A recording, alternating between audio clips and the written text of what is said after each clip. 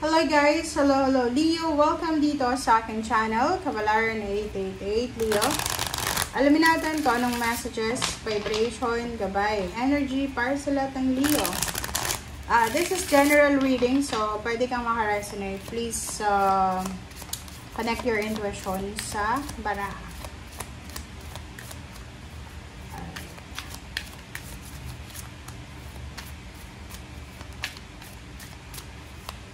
Leo, first card natin is Valiant Courage. Wow. Valiant Courage is, this is Knight of Swords. Take action and infinite abundance. Wow. And Gates of Triumph sa ilalim, di ba?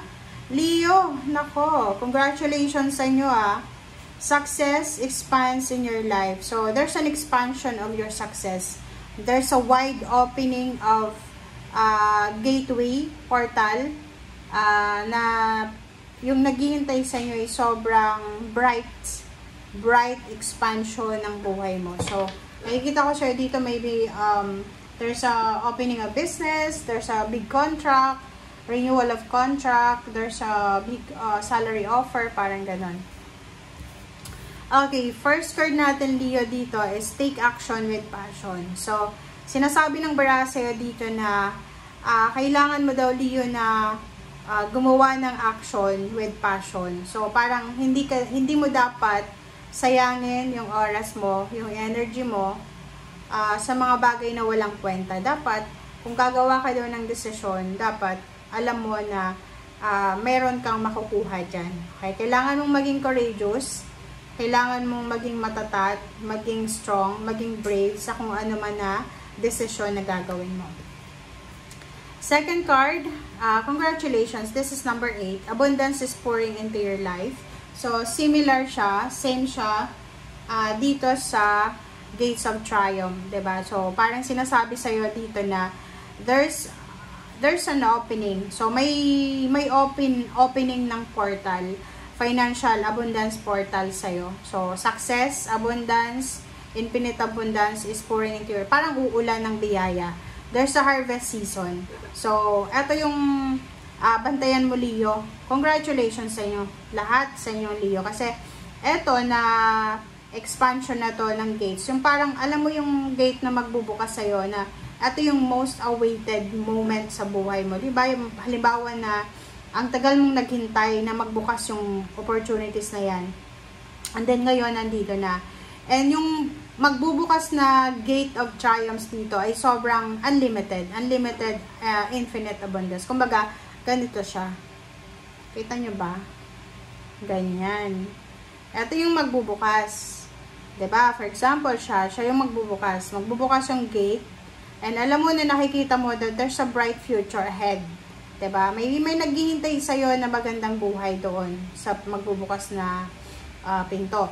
And pagdating mo doon sa bright future na yon, uulan ng unlimited abundance. May harvest. Kumbaga, doon sa mga Leo, kung ano man to na sacrifices nyo, kung ano man tong ginagawa nyo sa buhay sa ngayon para diba, maging maayos yung buhay nyo, sinasabi ng baraha sa'yo na nasa tamang direction ka. Kumbaga, lahat ng sacrifices mo, lahat ng pagtitiis, lahat ng pagod, puyat, pawis mo, lahat ng sakripisyo ay ibibigay sa'yo ng universe, yung kapalit nito. Alright? So, yun. Tingnan natin dito sa second deck. Ano ba ang advice sa'yo, Leo, ng ating mga guides?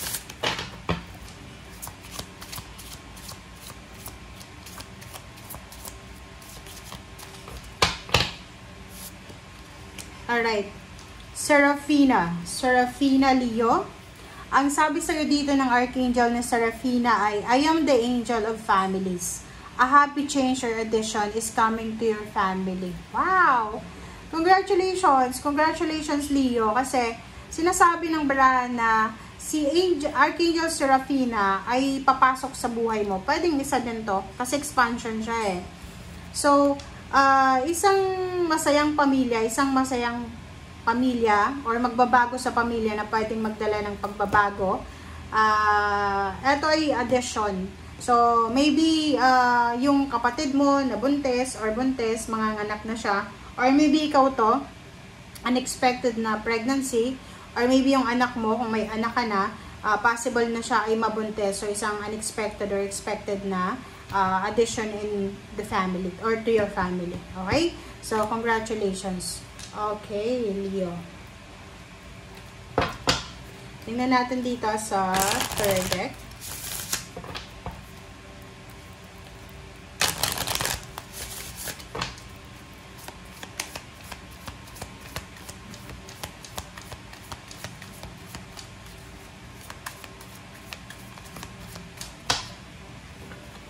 Okay. Manifestation. Oh, 'di ba? Congratulations eh. Hindi ko alam kung anong ilalagay ko sa ano nyo, sa thumbnail. Kasi hindi, sobrang blessings so eh. Sobrang, parang sinasabi ng baraha, lahat na ata ng blessings sa inyo eh. 'Di ba? Manifestation. Kung ano man tong mga pinapangarap mo sa buhay, pinagpipray, kung ano man tong mga biyaya na nawala sa'yo, ay babalik siya. Kumbaga, this is the manifestation of your dreams. Lahat ata ng gusto mong mangyari ay mangyayari na sa buhay mo, Leo. Oh, diba? Pera pa to, oh. Queen of Pentacles. Eight of Cups. OMG! Napagitnaan ka, oh.